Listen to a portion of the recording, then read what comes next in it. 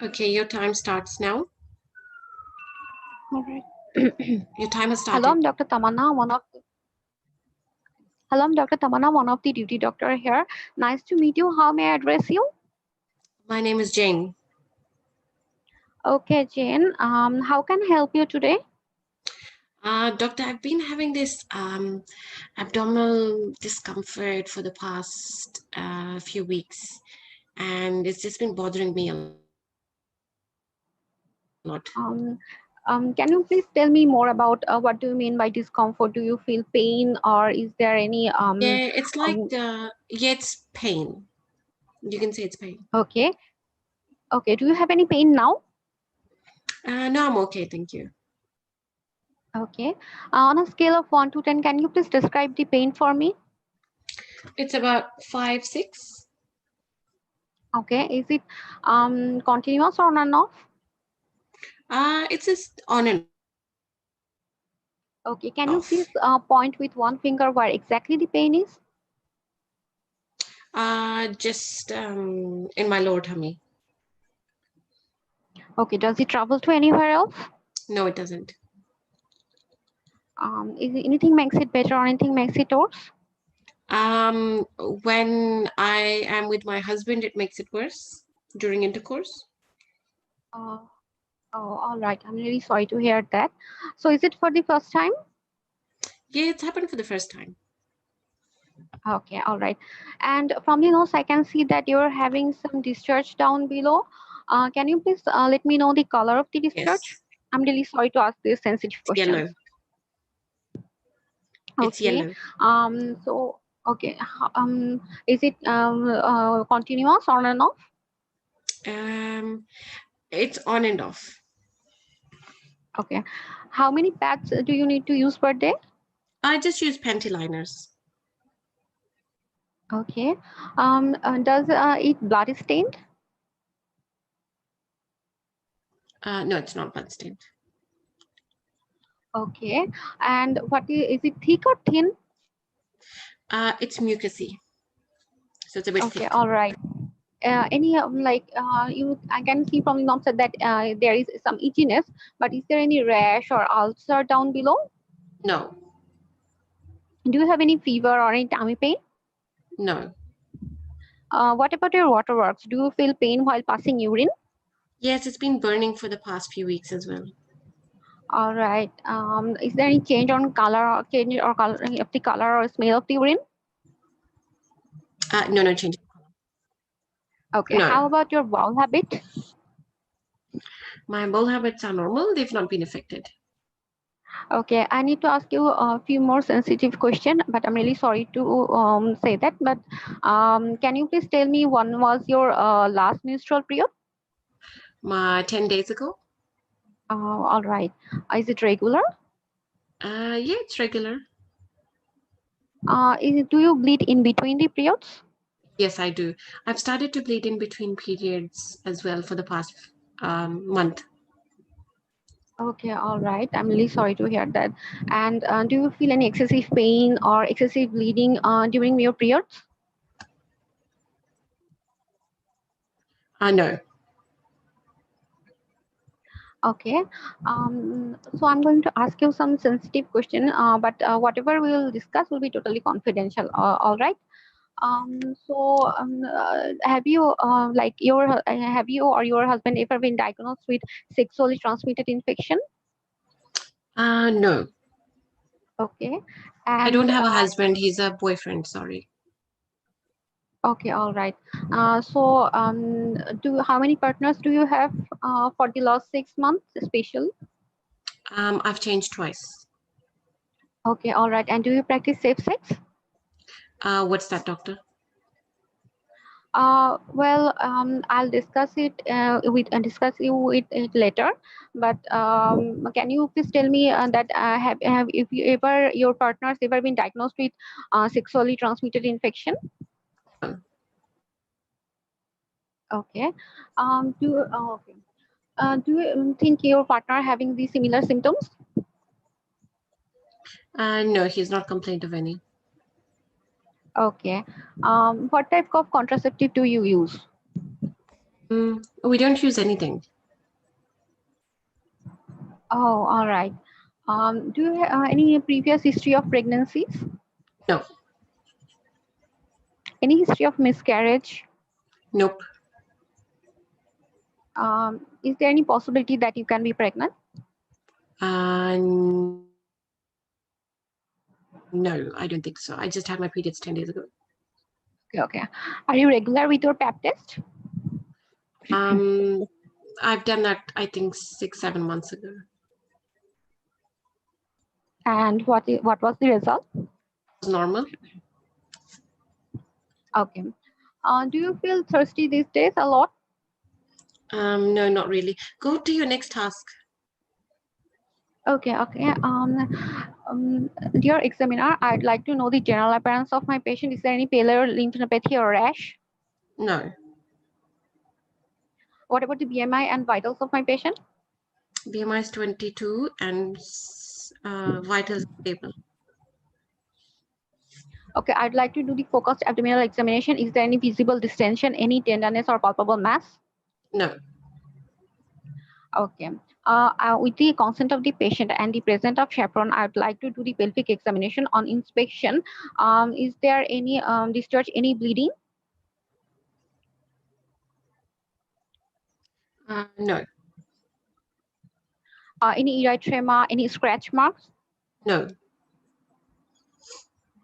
On a speculum examination, is there any discharge, any bleeding, any erythema of the cervical wall? There's mucopleural and vaginal discharge, moderate cervicitis with easily induced endocervical bleeding. Cervical os is red and inflamed and exudates a thick yellow discharge. Okay. What about the bimanual examination? Any abnormality in cervical motion, Time's up. tenderness, or adnexal mass? Okay. No. The rest of examination is normal. Thank you so much for waiting for me, Jane. From the information you gave me and the physical examination I have done, most probably you have a condition called acute cervicitis due to chlamydia. Have you ever heard about it? No, I haven't. Okay, let me draw a picture for you. So this is your womb and this is the lower part of the womb. And what happened in this condition is that this is the inflammation of the cervix due to a bug called chlamydia trachomatis, transmitted through sexual activity. All right. These most of the cases these are asymptomatic, but in 75% cases, like, but sometimes it manifests as like mucopollulant or fishy vaginal discharge, itchiness, and there could be some pain during intercourse, pelvic pain, and there could be some other possibilities, like it can be due to bacterial vaginosis, but in that case the color of the discharge is grayish. It can be due to Trichomonas vaginalis, but in that case the vaginal discharge is green. It can be due to pelvic inflammatory disease, but you don't have any fever. So I'm guessing most probably it is acute cervicitis due to chlamydia. To rule out your condition, I have already taken the vaginal swab, but you might also give the first part urine, and I might also do the full sexually transmitted infection screening test, including nucleic acid amplification test. All right, are you with me so far? Yes. No. Okay. For now, I'm going to give you azithromycin for 10 days, which is an antibiotic, and also I'm going to prescribe you doxycycline for 10 days and azithromycin single dose. And you need to avoid sexual intercourse throughout the treatment. And also, I need to treat your partner as well. And we're going to discuss the safe sex. Like you can always use a barrier method like condom. It will help you to protect you from sexually transmitted disease. Always wash yourself before and after say having sex, and wipe yourself from front to back, and maintain the proper hygiene. And it is a notifiable disease, so I need to notify the DHS, and also do the I'm going to do the contract testing for the past 6 months. Do you have any other queries? No, I don't. All right. Thank you so much. And please don't worry. So It is is this a totally manageable curable? condition. Yeah, it's totally curable, but there is a chance of recurrence. So I'm going to review you in 1 week with your result, and another I'm going to review it within 3 months and do a next test so that if I can check that is there any recurrence of the disease or not. All right. Okay, that's fine. Okay. Thank you so much. See you again. Okay, thank you. Okay. Does everyone agree with her diagnosis?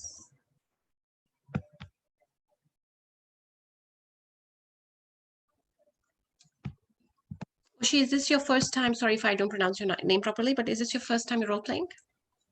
Yes. Yes. This is first time. Okay. Um, I'll give you a feedback. I don't know. I really like interactive classes when everyone can participate and everyone gives their feedback. When I ask something, like I just ask everyone, does everyone agree with the diagnosis? And I have no response.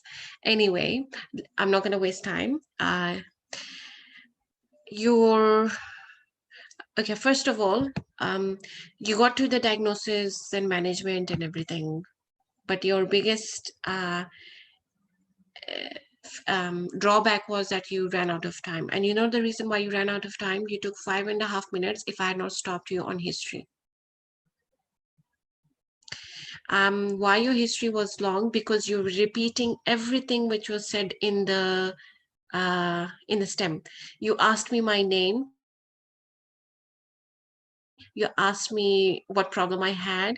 I already had dyspareunia and discharge, so you don't need to repeat the questions. Are you following? All right. Yes. Okay. Yes, I So am. just stick with your approach was good that you asked about abdominal pain. If she has any pain, any painkiller, any allergy to painkillers, and then just start. Okay, so Jane, you have the pain. Remember last week I taught you guys. Oopsie, Socrates or Odipara in the beginning. Take your history. Yes. Let me know if you can't see the screen, okay? Because now I'm going to write a few things. Um, remember to take a full detailed history, okay? And then your PEFE was fine. Investigations were okay as well. Coming to the diagnosis and management. Now, again, I'll repeat for you guys. Do not mention which antibiotic and how many days and what dose and whatever. Just say, I'm going to treat you with some antibiotics. Okay, so you don't need to go into the detail of what if you're going to give azithromycin or whatever you're going to give. Just say, I will treat you with antibiotics. You gave good you got a good, like, I think one of the key points in this case would be notifying the DHS. So you did really well by mentioning that, and tracing partners, treating the partners, avoiding sexual intercourse until treatment. Okay. But when you discuss the most likely diagnosis, when you have, in my previous class, I know Daniel and Gakinima and Dr. Badal and a few of my old students would remember the 5 C's in diagnosis. Can anyone repeat what the 5 C's were? Whenever you explain a condition to a patient, what are the 5 C's? Let me see who's online because I'm not sure. Hello, Daniel. This We have a lot of old condition. students. Hello, Daniel. Yes. Yes, Condition, Daniel. condition, Yes. commonly, complication, uh, condition, common complication, and Cause and cure. yes. Okay, good. Okay. So you explain the condition. Look, you have a condition which we call as chlamydia, which is a sexually transmitted disease. It's basically a bug. Okay. So you've explained the condition and the cause. It is a common condition in sexually active, more common in the youngsters. So you've described commonality. Cure is we will treat you with antibiotics and complications. So you did not mention any complications. What's the most common complication of chlamydia? Anyone? Pelvic inflammatory disease. Yes, PID. Okay. And then PID leading to infertility and so on. So whenever you like, look there, you have a task, discuss the most likely diagnosis. You're going to be marked out of 7. So if you're just going to say you have chlamydia, okay, and you don't, and you just say, you just mention it was a sexually transmitted disease, but explain the full 5 C's, because you're going to be marked out of 7, and describe it in as layman terminology as you can. And management again means treatment and investigations. Okay, so you did well in that part, but again, as I said, don't mention which antibiotics and whatever. Just say we'll give you antibiotics, and that includes medical treatment and non-medical. So non-medical can be the SNAP. I don't know if I taught you in the last few classes. So generally in all other common conditions, not in gynae as such. So no smoking, good nutrition, no alcohol, and good physical exercise. Okay, and non-medical, in this case, avoidance of using barrier methods, tracing of contacts, notifying DHS, etc., etc. So that's all non-pharmacological treatment, non-medical treatment.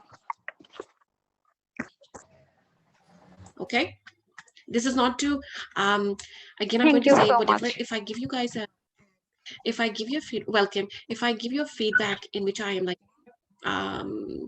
taking out all your drawbacks, or I'm giving you some negative remarks, it's only because AMC criteria to pass sometimes can be difficult, and unless you have managed time and said each and every important thing, they're not going to pass you. And it's like, I'm going to be very honest, sometimes AMC is very strict. They, even if you miss one thing, they may not pass you. It's a bit unpredictable as well, but at the same time, obviously, look, whatever we explain in the history, whatever the risk factors are, or if you don't describe the management protocol or whatever, if you're not going to say everything, obviously they're not going to mark you. So in that way, they are fair. But remember, you have to mention each and everything. That's why role play is so important. So in case you miss something this time, you won't miss it next time. Okay, Oshi, I hope you don't get demotivated. Okay, this is just a learning session. No, it's really good We're that all here. you're finding out my faults. Yeah, for a really first timer, thankful. I would say you did well. But look, because it's your first time, obviously you didn't know that so much information was already given in the STEM. Just don't repeat those things because it takes your time. So just work on your time management. Okay? Yeah, thank you. Welcome. Okay, let's quickly go through the slides so that we can go to the next case. Okay. So remember last time I taught you guys something for discharge?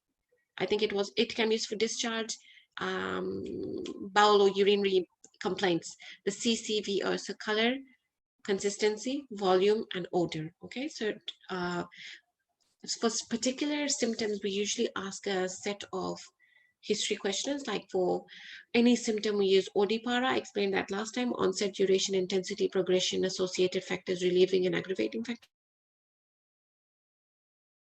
For discharge, urinary complaints, and bowel complaints, we use CCVO. Some people find mnemonics much easier. That's how I find it. Even like in practical use, whenever I'm working in ED these days, whenever I have to take a history or something, I always remember my mnemonics and stuff and I apply it. So it may be helpful for some, and some people may not follow mnemonics, but I just try to help you guys as much as I can. So just going with the abdominal. Okay, so her first complaint was abdominal discomfort. So you ask her since when was it. If she says it's pain, go into the pain, like the Socrates of it. Then discharge, is it smelly, any pain, bleeding, itchy, rash, problem in waterworks, any burning sensation. Okay, so remember your CCVO, color, consistency, volume, odor, and then associated factors. So any pain with the discharge, any bleeding, any itchiness, any rash, problem in waterworks, and burning sensation. For discharge, you should have common conditions which are asked in the AMC. Okay, so if there is a vaginal discharge, it makes sense to ask you. And last time I told you guys as well, ask the well-being questions: sleep, appetite, bowel, and bladder. Okay, so even if you don't think of urination association with chlamydia, if you ask the well-being questions, she would say, yes, I do have burning micturition. okay, which is a symptom in chlamydia. So once you've done with the history of presenting illness, which like look HOPI, you ask the history of presenting illness, then you go to the 5 Ps. So with 5 Ps, we do period, partner, pregnancy. It's very important. Pap smear, and what's the 5th one? Now I've forgotten as well. Pills. Okay. So what is important in chlamydia is that periods are, the patient may have regular periods but may have intermenstrual bleeding, which is a sign of chlamydia, which is a symptom of chlamydia, sorry. Okay. Partner, it's STD, so highly likely that they would give you something positive in the history that she's had multiple partners in the past few months. Okay. Pap smear, pregnancy don't really matter, but yeah, you can ask if she's had any pregnancy, any miscarriages, and when her last pap smear was. Pap smear is not important in an acute thing, like in over a period of few months, but yes, years. You have to ask her when was her last pap smear. In AMC, they may say, oh, cervical screening test. In AMC, they may tell you, oh, she's never had a cervical screening test. So then it's, and if she's, according to the new criteria, if she's above 25 years old, you have to arrange for cervical screening at this stage. Okay. And then pills, is she taking any pills for contraception? What type of pills she's taking? Um, I said she wasn't taking any pills. Different examiners can give you different findings. Okay, any awareness of STDs or any PIDs. Sorry, one thing you can ask in the presenting complaint is fever as well, because like with PID, you can have fever. If not mentioned, and a patient has similar presentation but without, if it's not given in the stem regarding deep penetration during intercourse, then you have to ask regarding her sexual activity, because if you have vaginal discharge, chlamydia is one of your differentials. So it can cause dyspareunia. Even like in candidiasis, you can have dyspareunia as well. Other medical conditions like diabetes, immunocompromised state, any medication she's on, ruling out candidiasis, as we discussed last time. How is her general health, her well-being, and sadness, or smoking, alcohol, any illicit drugs she's using, any medication she's on, like medication she takes on a regular basis, and any medication on allergies. Okay. PEFE. So we do general examination with the BMI, vitals, and abdomen. If she's got lower abdominal discomfort, just do quick abdominal examination and just see, is there any distension in the lower abdomen, any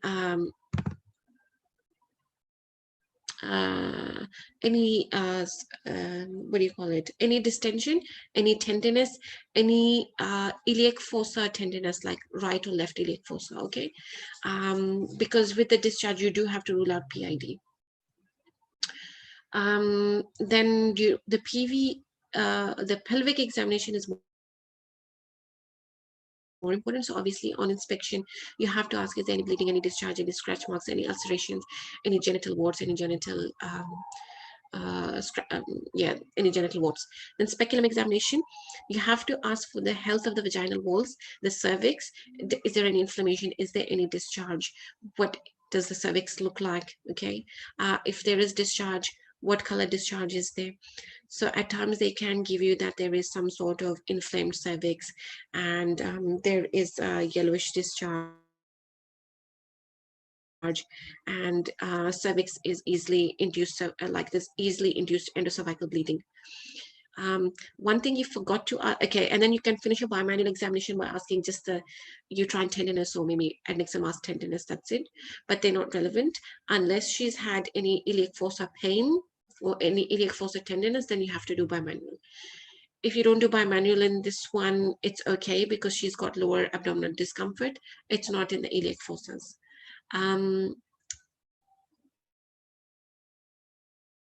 You did forget the office test, which is the BSL urine dipstick and UPT. Oshi, are you listening?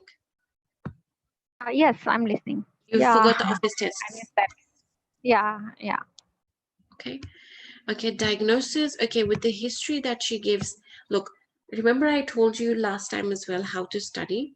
Um, take out the topic of chlamydia. There's a very good website, I think healthline.com.au or something, healthline.com. If you just type in chlamydia, it will give you symptoms of it, it will give you signs of it, different in women and men, and it'll tell you how to treat it and home remedies and what tests you do and whatever, etc., etc. So I studied it from there.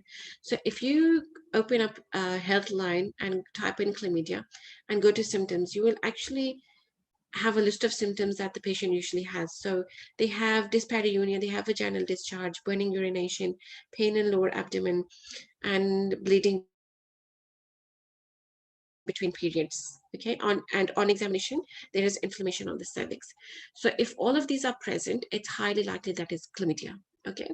Other differential diagnoses you can give that it can be gonorrhea or bacterial vaginosis or mycoplasma or trichomonas or candidiasis, but it is unlikely in your case because of the type of discharge, the history of your change of sexual partner, um, burning micturition with dyspareunia, um, and the appearance of the cervix on examination. All of these point towards chlamydia. Okay, so then you explain chlamydia is a sexually transmitted disease. It is a bug, which is sexually transmitted from one person to another during intercourse. Okay, so you explain the cause. It is very common in young adults. So that's commonality. You've explained the condition. How to cure it? Well, first we need to do some investigations. So we do first pass urine. Okay, we will take a urine sample, send it for PCR. We'll take endocervical swabs, full STI screening. Remember, okay, this is another critical error people make. When you have um, when you're going to like you've diagnosed it as chlamydia, right? You're not only going to test her for chlamydia, but you're going to do a full STI screening. And then if you want to be more specific, you can say we're going to do a NAT test, which is a nucleic acid amplification test. Treatment is with antibiotics. We will give you some antibiotics. Treat the partner, abstinence or condom use during treatment, and notify DHS because chlamydia is a notifiable disease. Okay, so you've covered the cure in the 5 C's as well. And then the last C is the complications. If we do not treat this at this time, you can end up having a pelvic inflammatory disease, which means that the infection spreads into your whole reproductive tract. This can cause pelvic adhesions, chronic pelvic pain. It can cause infertility and ectopic pregnancy. Um, and the longer duration you have it for, the more discomfort you would have. So it's essential to treat it at this stage. So does anybody, well, I can see there's already some questions there, but everyone understood up till now? Okay, good. We need to mention risk factors. Yes, you do need to mention risk factors. Risk factors in manage is covered in management. So abstain from uh, sexual activity. Okay, so that is a risk factor. You've already explained it. Can we do PV examination for discharge scenario? Yes, you can. When we should not do bimanual exam, I mean, like when you're not spreading the infection. That's a bit of a controversy, Arman, whether we should do bimanual examination or not. There are some contraindications for bimanual examination. Like in prom, you definitely should not do a bimanual examination. In discharge cases, you can do bimanual, because like in this case, you have to like if this was like a PID sort of a case, in which a patient has lower abdominal pain, more in the iliac forces with discharge and fever, and she's sexually active and you're suspecting PID, then obviously you do need to do a full bimanual examination. Okay, so this is a chart for a few, I don't remember where I got this from, but like say, look, bacterial vaginosis, symptoms and sign is gray, thin, fishy smelling discharge, often with pruritus, and the patient has pruritus and irritation, no dyspareunia. Okay, criteria for diagnosis is 3 of the following. So gray discharge, pH more than 4.5, fishy odor, and clue cells. This is the AMSELS criteria. Okay, I think this is, if I'm not wrong, oopsie, I don't know how to exit this. Examination under microscope will show clue cells, decreased lactobacilli, increased coccobacilli. Differential diagnosis can be trichomoral vaginitis. For candidal vaginitis, for like candida, it's thick white discharge, burning micturition, there's a lot of pruritus, and it's more curdy-like, okay? And it's like a yeast inflammation under potassium hydroxide. You can see the yeast cells. Trichomoral vaginitis, profuse, malodorous, yellow-green, dysuria, dyspareunia, and erythema. Identification, okay. Under the microscope, you'll see flagellated protozoa and increased polymorph PMNs. I forgot what PMN is. Totally out of my mind at the moment. Inflammatory vaginitis, just as simply vaginitis, purulent discharge, vaginal dryness, thinning, dyspareunia, dysuria. It's more common in postmenopausal women. Again, the pH is it's more alkalinic, okay, towards alkaline. Increased PMNLs, parabasal cells, cocci, decreased bacilli. And differential diagnosis will be erosive lichen planus. Lichen planus is more common in postmenopausal women.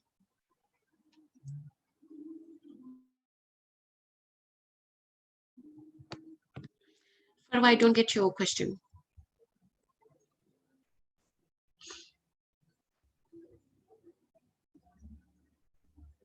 I would like to ask, no, for the Socrates, right? There's the radiating factor and then the character of the pain. Do we need to say all that, like where it radiates, the type of pain, and the onset of pain?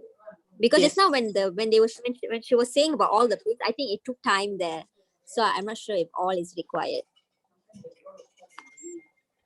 Sometimes the history taking can be long. That is up to you how you can concise it. It doesn't take that long. Okay, if somebody has abdominal pain, okay, can you tell me where is the pain? Point it with the finger.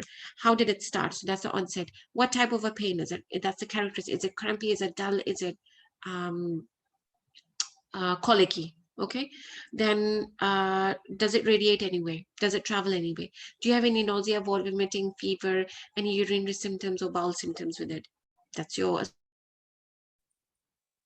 Oh, okay, thank you. Timing, is it constantly there? Does it come and go? Is there any big time? Then does anything make it better? Anything make it worse? It doesn't take more than a minute. Farwa, I don't understand your question. Obviously, you're supposed to ask the symptom from the patient, but whatever is mentioned in this scenario, just don't repeat it. Just say, okay, from the notes, I understand that you have some lower discomfort and you have some discharge, which is causing painful intercourse. So can you tell me more about the discharge? What is the color? What is the consistency? What is the volume? What is the, is there any smell to it? Is there any odor to it? Okay, then you can say, what else was given in this stem? Yes, so this was given in this stem. So you just confirm it like that, but don't ask it. Answering and questioning and answering will take more time than confirming the details.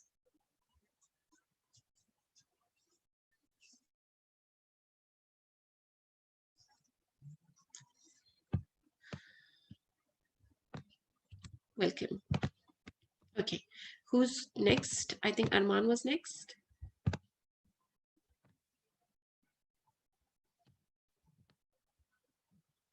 Arman, were you next? Yes, ma'am. Yeah.